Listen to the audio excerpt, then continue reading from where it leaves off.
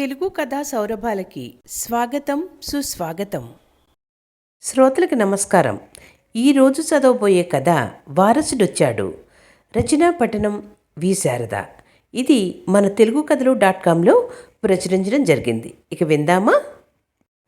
ఒకరోజు పావని అత్తగారి తోటికోడలి ఆరళ్ళు తట్టుకోలేక భర్త వంశీతో చెప్పింది. ఏమండి, నేను ఎన్నిసార్లు చెప్పినా మీరు పట్టించుకోరు. నేను భరించలేకపోతున్నాను. ప్రతిదానికి ఏదో వంక పెట్టి ఇద్దరు నన్ను అంటున్నారు. పని మనిషి రాకపోతే పని అంతా నేనే చేస్తాను. అటువంటిది పని మనిషితో మీ అమ్మగారు, లక్ష్మమ్మ పనికి మానకుండా రా, నే పెద్దదాన్ని, అది చిన్నపిల్ల తల్లి, మేం చేయలేం అంటున్నారు. నేను ఏ పని చేయనట్టు దాని ఎదురుగుండా అలా అంటే నాకు ఎంత బాధగా ఉంటుంది చెప్పండి.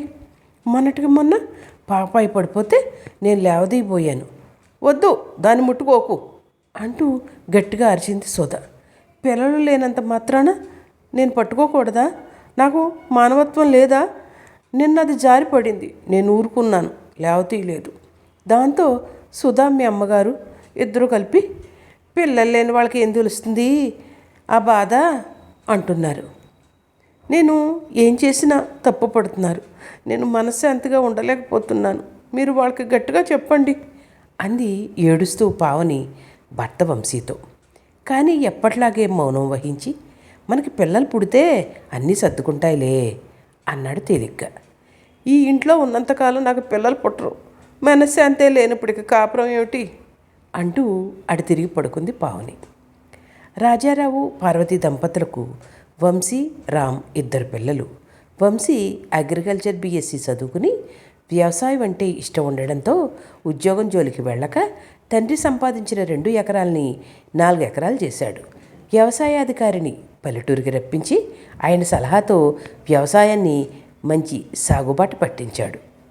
రామ్ BSc BEd చేసి ఇదే ఊరు స్కూల్లో టీచర్గా పనిచేస్తున్నాడు. పావనికి వంశీకి పెళ్ళయ్యి 7 ఏళ్ళు అవుతోంది. ఇంకా పిల్లలు లేరు. వంశీ తమ్ముడు రామ్కి పెళ్ళైన వెంటనే అతని భార్య సుధ నెల తప్పడంతో 4 ఏళ్ల కూతురు ఉంది. సుధ పార్వతికి మేనకోడలు. అందుకే సుధ ఆడిందే ఆట, పాడిందే పాట. దానికి తగ్గట్టు పెళ్ళైన వెంటనే నెల తప్పడం, పావనికి పిల్లలు లేకపోవడంతో సుధకి అహంకారం ఎక్కువైంది. సుధ మాటకే వత్తాసు పలుకుతుంది పార్వతి. పావని అత్తగారు తోటికోడలు అంటున్న మాటలు వంశీతో చెప్పినా ఏమీ మాట్లాడు. ఎందుకంటే పావనికి సపోర్ట్ ఇస్తే ఎక్కడ వేరు కాపురం పెడుతుందోనని భయం. ఒకరోజు పొలం నుంచి వేళకాని వేళ ఇంటికి వచ్చాడు వంశీ. పార్వతమ్మ సుధ పావనిని సూటిపోటి మాటలతో గుచ్చుతున్నారు. పావని ఏడుస్తూ అన్నం కంచ నుంచి వెళ్ళిపోయింది. విడ్డూరం కాకపోతే ఇప్పుడు నేను ఏమన్నానని అలా వెళ్ళిపోతోంది. పిల్లలు ఉన్నవాళ్ళు నెయ్యి వేసుకుంటారు, నువ్వెందుకు వేసుకుంటున్నావు అన్నాను. అది తప్ప అంటోంది పార్వతమ్మ. అవును అత్తయ్య, దేనికైనా పెట్టి పుట్టాలి సన్నాయి నొక్కులు నొక్కుతోంది సుధ. ఈ మాటలు విన్న వంశీ భరించలేకపోయాడు. ఇంటెడు చాకరీ చేస్తూ కడుపు నిండా తినడానికి లేకుండా మాటలతో గుచ్చుతున్నారు. తను చెప్తున్నా నేనే పెడచేవని పెట్టాను అనుకుంటూ అమ్మా అన్నాడు గట్టిగా. వేళకాని వేళలో వచ్చిన కొడుకును చూసి బెత్తరపోయింది. అయినా ఏమీ ఎరగనట్టు, ఎందుకురా ఇప్పుడు ఏమైందని అలా అరుస్తున్నావు అంది బెంకంగా. చి, మీరు మనుషులేనా? అన్నం తింటుంది దాన్ని లేవగొడతారా? దాన్ని అన్ని మాటలు అంటారా? నేను వ్యవసాయం చేసి సంపాదిస్తుంటే దాని కడుపు నిండా తిన్నెవరా అన్నాడు కోపంగా. పార్వతమ్మ సుధ కిక్కురు మనలేదు. పావనికి పిల్లలంటే ఇష్టం. పాపాయిని ఒక్కసారి కూడా పావని దగ్గరికి రానివ్వట్లేదు సుధ. పావని వంశీ పిల్లల కోసం టౌన్కి వెళ్ళి డాక్టర్ చూపించుకుంటే, మీరు ఇక్కడ కాదు సిటీకి వెళ్ళి చూపించుకోండి, అక్కడైతే ఎక్విప్మెంటు స్పెషలైజేషన్ చేసిన డాక్టర్లు ఉంటారు అంది లేడీ డాక్టర్. ఈ సమస్యకి ఒక పరిష్కారం చూడాలనుకుంటున్నాడు వంశీ. కాలం భారంగా తిరుగుతోంది. చూస్తుండగానే 2 సంవత్సరాలు గడిచిపోయాయి.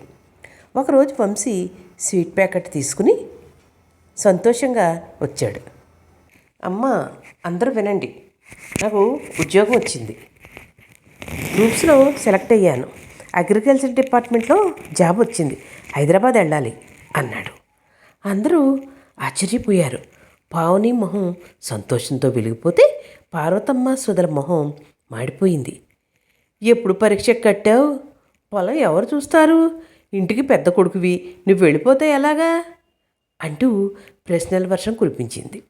అమ్మా, నేను పొలం ఏమీ వదిలేయలేదు. మన పాలేరు రంగయ్యకే కౌలుకిచ్చాను. మధ్య మధ్యలో నాన్న తమ్ముడు చూసుకుంటారు. తమ్ముడికి కూడా పొలం విషయాలు తెలియాలి కదా. నాకు రాజేంద్ర నగర్ వ్యవసాయ యూనివర్సిటీలో పోస్టింగ్ వచ్చింది. నేను ఒక వారంలో వెళ్ళి జాయిన్ అవ్వాలి.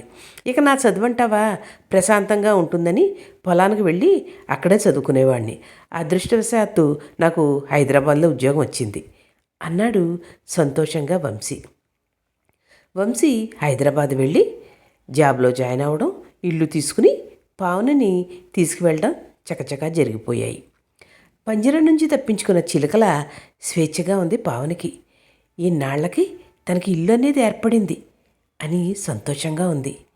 మంచి రోజు చూసుకుని వంశీ పావని వైద్యం కోసం మమతా దీన్ దయాళ్ ఇన్ఫెర్టిలిటీ సెంటర్కి వెళ్ళారు. ఆ డాక్టర్ చేతి సలవ చాలా మంచిదని తెలుసుకుని డాక్టర్ని కలిశారు. డాక్టర్ పరీక్షించి తప్పక పిల్లలు పుడతారని ట్రీట్మెంట్ మొదలుపెట్టారు. 5 నెలలకే పావని నెల తప్పింది. భార్యాభర్తల సంతోషానికి అవధులు లేవు. తన తండ్రి కాబోతున్నాడు. నాన్నని పిలిపించుకునే ఆ పిలిపే ఎంత మధురంగా ఉంది అనుకున్నాడు వంశీ. పావని అంది, మీ అమ్మగారు పాపాయిని మన 2 ఏళ్లకి అదే వారసురాలు అనేవారు. ఇప్పుడు చూడండి, అసలైన వారసుడు వస్తున్నాడు అంది సంతోషంగా. డాక్టర్ బెడ్ రెస్ట్ అనడంతో పావని ఎక్కడికి వెళ్లకుండా తన తల్లిదండ్రుల్ని ఇక్కడికి రప్పించుకుంది. ఈ 9 నెలలు వంశీ ఎవరికీ తెలియకుండా జాగ్రత్త పడ్డాడు. 12 కొడుకు పుట్టాడు పావనికి. కొడుకు ముద్దు మురిపాలతో కాలం తెలియట్లేదు వంశీ పావనిలకి. 5వ నెల వచ్చిన తర్వాత సారె తీసుకుని అత్తారింటికి బయలుదేరింది పావని. పిల్లాన్ని చూసి ఆశ్చర్యపోయారు. ఏ ఆశ్రమం నుంచి తీసుకొచ్చావు అంది పార్వతమ్మ కోపంగా. వెంటనే వంశీ కలగజేసుకుని, ఆశ్రమం నుంచి తీసుకోవలసిన కర్మ నాకేంటి? నా రక్తం పుచ్చుకుని పుట్టిన కొడుకు. చూడు నాన్నగారి పోలికలు ఎలా కనిపిస్తున్నాయో అన్నాడు ఉద్వేగంగా. తన కూతురికి ఆస్తిలో వాటా రాదని అక్కస్తో, ఏమో ఎక్కడి నుంచి తెచ్చారో ఎవరికో తెలుసు, ఇదేం సత్రం కాదు అనాథలందరినీ తీసుకురావడానికి. అంతగా మీరు రుజువు చేయాలంటే DNA టెస్ట్ చేయిస్తే సరి. ఎవరో అనాథకి ఈ ఆస్తి అంతా ఇస్తామంటే ఎలా ఒప్పుకుంటాం అంది కోపంగా సుధ. ఇదంతా వింటున్న రాజారావు ఇక తాను కలగజేసుకోకపోతే లాభం లేదని, నోరు మూసుకోండి ఇద్దరు, ఇష్టం వచ్చినట్టు మాట్లాడుతున్నారు. మీ వ్యవహారాన్ని ముందు నుంచి గమనిస్తున్నాను. ఆ అమ్మాయి పిల్లలు లేక బాధపడుతుంటే మనం చేతనైంది చేయవలసింది పోయి మానసికంగా హింసిస్తారా? మీరు ఆడాళ్లేనా? అందుకే నేను వంశీని పావన్ని ఇక్కడి నుంచి పంపించడానికే పరీక్ష కట్టమన్నాను. మన ఊరి కర్ణంగారి కోడలు హైదరాబాద్లో పెద్ద డాక్టర్ అని తెలిసి అక్కడికి నేనే వెళ్ళమన్నాను. వంశీ నాకు ఎప్పటికప్పుడు తన యోగక్షేమాలు చెప్తున్నాడు. బాబు పుట్టిన విషయం చెప్పాడు. అమ్మకి చెప్పమన్నా నేనే వద్దన్నాను, మీరు ఏడుస్తారని. ఎప్పటికైనా బుద్ధి తెచ్చుకుని మంచిగా చూడండి ఆ అమ్మాయిని. నా ఇంటికి అసలైన వారసుడిని తీసుకొచ్చింది. మీలాంటి వాళ్ళు ఉండబట్టే ఉమ్మడి కుటుంబాలు అనేవి లేకుండా పోతున్నాయి. అత్త పాత్ర తక్కెళ్ళలో మూలాధారం లాంటిది. 2 బరువుల్ని సమానంగా చూడాలి. ఎప్పుడూ ఒకళ్ళనే సపోర్ట్ చేయకూడదు. ఎన్నాళ్ళు ఈ కుటుంబం వీధిని పడుతుందని నేను నోరు మూసుకున్నాను.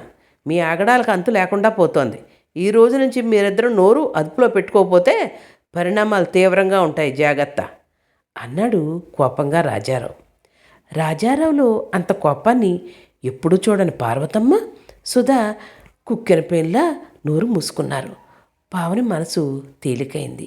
బాబు కిలకిలా నవ్వాడు. ఈ కథ మీకు నచ్చినట్లయితే like, share, subscribe to our channel Telugu కథా సౌరభాలు.